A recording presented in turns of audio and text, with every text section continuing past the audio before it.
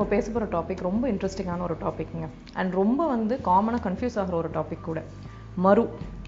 இப்போ நம்ம வந்து தமிழில் வந்து நிறைய பேஷண்ட்ஸ் வந்து மரு அப்படின்னு சொல்லும்போது ரெண்டு வேற கண்டிஷனை கன்ஃபியூஸ் பண்ணி ரெண்டுத்தையுமே மருன்னு தான் சொல்லுவாங்க. ஒன்று என்னன்னு பார்த்தீங்கன்னா ஸ்கின் டேக் அப்படின்னு சொல்கிறது. இந்த ஸ்கின் டேகுங்கிறது தோல்லேருந்து வர எக்ஸ்ட்ரா க்ரோத், கழுத்தில் இல்லை முகத்தில் வர்றது.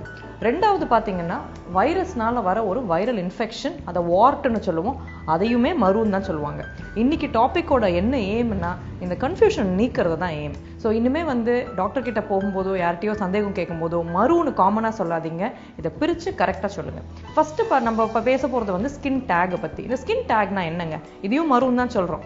இது வந்து உங்களுக்கு கருப்பாக ஒரு தோலோட எக்ஸ்ட்ரா வளர்ச்சி. இது எங்கெல்லாம் வரலான்னு பார்த்தீங்கன்னா, எங்கெல்லாம் வந்து உங்களுக்கு தோல் உரசுதோ, இந்த கழுத்து பகுதிகள், இல்லை தொடை இடுக்கு, இல்லை வந்து அக்கில்ல, இல்லை ஈவன் சம்டைம்ஸ் ஃபேஸில் கூட வரது உண்டு. இது ஏன் வருது அண்ட் இது என்ன? இது வெறும் ஒரு எக்ஸ்ட்ரா க்ரோத் ஆஃப் ஸ்கின் தான். அதாவது உங்கள் தோல்லேருந்து வர ஒரு எக்ஸ்ட்ரா வளர்ச்சி, அவ்வளோதான். இது வந்து உங்களுக்கு கேன்சர் நோயோ இல்லை ஒரு பெரிய என்ன சொல்கிறது, ஒரு டேஞ்சரஸ் சுச்சுவேஷனும் ஒன்றும் கிடையாது. இது வந்து ஏன் வருது? நிறைய பேஷண்ட்ஸ் கேட்பாங்க, ஏன் மேடம் எனக்கு மாத்திரம் வருது இது அப்படின்ட்டு. இந்தியன் ஸ்கின்னுக்கே இந்த ஒரு தன்மை வந்து ஜெனட்டிக்காக உண்டு. ஸோ ஜெனட்டிக்லி பார்த்தீங்கன்னா நம்ம பாட்டிமார்கள் தாத்தாமார்கள்லாம் பார்த்தீங்கன்னா நிறைய பேருக்குமே வந்து இந்த ஸ்கின் டேக் வந்து நிறைய கழுத்தை சுற்றி இருக்கும், இல்லை முகத்தில் கூட இருக்கும். ரெண்டாவது கண்டிஷன் என்னன்னா டயபெட்டிஸ். இப்போ நிறைய சுகர் இன்டேக் இருக்குது, இல்லைன்னா நிறைய கார்போஹைட்ரேட் இன்டேக் இருக்குங்கும்போது இன்சுலினுங்கிற ஹார்மோன் வந்து நிறைய சுரக்க ஆரம்பிக்கும். ஸோ இன்சுலின் வந்து அதுக்கு அந்த ஸ்கின்னை வந்து க்ரோத் பண்ணுறதுக்கு ஒரு கெப்பாசிட்டி இருக்கும். ஸோ அதனால தான் டயபெட்டிக்ஸ்லையும் ஒன்று. ரெண்டாவது வந்து நிறைய வெயிட் கெயின் இருக்கிறவங்க, அதாவது ஒபீஸாக இருக்கிறவங்களுக்கும் இந்த மாதிரி இந்த ஸ்கின் டேக்ஸ் வந்து நிறைய தோலை சுற்றி கழுத்தை சுற்றி அக்கில்ல இந்த இடத்துலலாம் இருக்கிறது உண்டு. ஸோ இதுதான் ஸ்கின் டேக். இதை கண்டிப்பாக எடுக்கணுமா அப்படின்னு பார்த்தீங்கன்னா இதனால டேஞ்சர் ஒன்றும் கிடையாதே தவிர காஸ்மெட்டிக் பெனிஃபிட்ஸ். சில பேர் எனக்கு பார்க்க நல்லா இல்லை மேடம், எனக்கு மீட்டிங்ஸ் போகிறவங்க, இல்லைனா வந்து even people who stay at home கூட பார்த்தீங்கன்னா எனக்கு இது பார்க்க பிடிக்கல, இல்லைனா கழுத்தில் செயினில் மாட்டுது, அன்கம்ஃபர்டபுளாக இருக்குன்னு சொல்லுவாங்க. அப்படி இருந்தால் தாராளமாக அதை எடுத்துக்கலாம். லேசர் மூலமாகவோ இல்லைனா வந்து கரண்ட் மூலமாகவோ இதை எடுக்கிறது ரொம்ப ஈஸி. அண்ட் ஸ்கார் இல்லாமல் தழும்பு இல்லாமல் ஈஸியாக எடுத்துடலாம். ஹார்ட்லி வந்து ஒரு 1 hour ஒரு 1.5 hours ப்ரொசீஜரில் நீங்கள் உள்ள walk in and walk out, OP lunch time procedure மாதிரி தான் இது. So nothing to worry about. ரெண்டாவது மரு, அதுதான் வந்து நீங்கள் அதாவது நம்ம காமனாக மருன்னு சொல்கிறது வைரல் வாட். இது என்ன?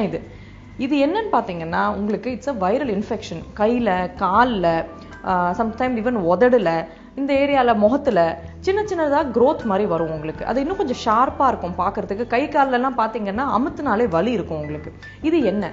இது வந்து ஹியூமன் பாப்பிலோமா வைரஸ் அப்படிங்கிற ஒரு வைரஸ்னால வர ஒரு பர்டிகுலர் இன்ஃபெக்ஷன். இது பரவுமா?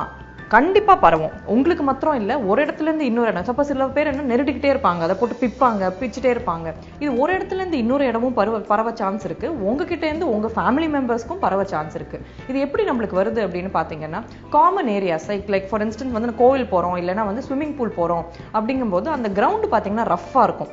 ரெண்டாவது வெட்டாக இருக்கிற காலில், நம்ம கால் எப்பவுமே ஈரமாக தானே போகிறோம் அந்த இடத்துக்குலாம்.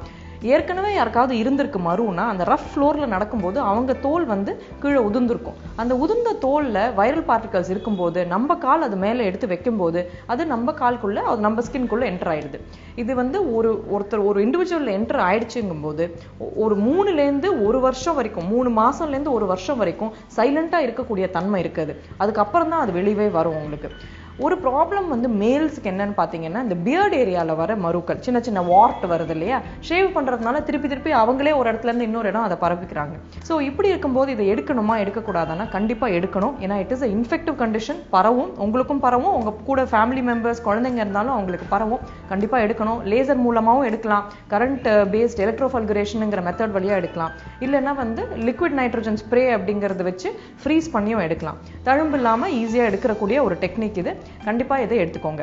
ஸோ ஐ ஹோப் இன்னைக்கு வந்து நம்ம செக்ஷனை பார்த்தப்புறம் கண்டிப்பாக வந்து உங்களுக்கு இது ரெண்டுத்துக்கும் டிஃப்ரென்ஷியேட் பண்ணுறதுக்கு ஒரு அட்லீஸ்ட் ஒரு ஐடியா வந்திருக்கும். ஸோ அடுத்த முறை ஸ்கின் டேக் இருக்குது இல்லைன்னா வாட் இருக்குது, நீங்கள் ஒரு டாக்டர் உங்கள் ஸ்கின் ஸ்பெஷலிஸ்ட்டை போகும்போது உங்களுக்கு ஒரு கிளியர் ஐடியா இருக்கும். தேங்க்யூ.